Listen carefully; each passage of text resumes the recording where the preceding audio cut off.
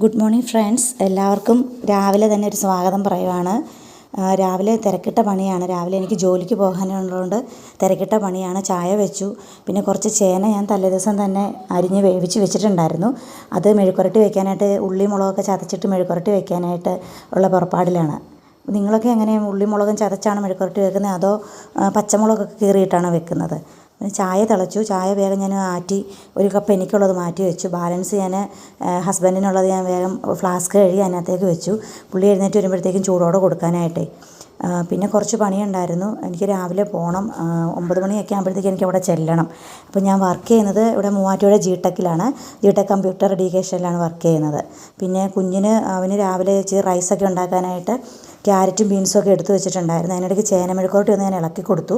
അപ്പോഴാണ് അരിക്കുള്ള വെള്ളം തിളച്ചിട്ടുണ്ടായിരുന്നു, അരി ഇടാനുള്ള. വേഗം തന്നെ ഞാൻ പെട്ടെന്ന് തന്നെ അരിയൊക്കെ കഴുകിയിട്ട് വേഗം അതിട്ടു.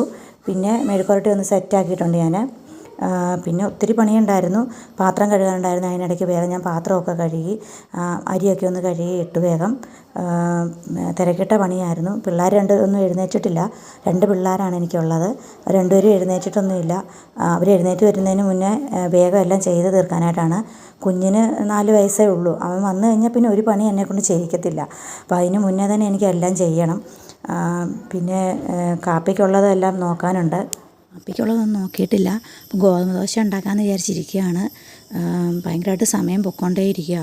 അപ്പം ധൃതി പിടിച്ചെല്ലാം ഞാൻ ചെയ്യുവാണ്. എത്ര സ്പീഡ് ചെയ്താലും കറക്റ്റ് 7 മണി കഴിഞ്ഞാൽ പെട്ടെന്നാണ് സമയം പോകുന്നത്. അല്ല, നിങ്ങൾക്കൊക്കെ അങ്ങനെയാണ്? വേഗം ഞാനിതെല്ലാം ചെയ്യുകയാണ്. അപ്പം tata, see you, bye bye. ഇത്രയേ ഉള്ളൂ. നാളെ കാണാം.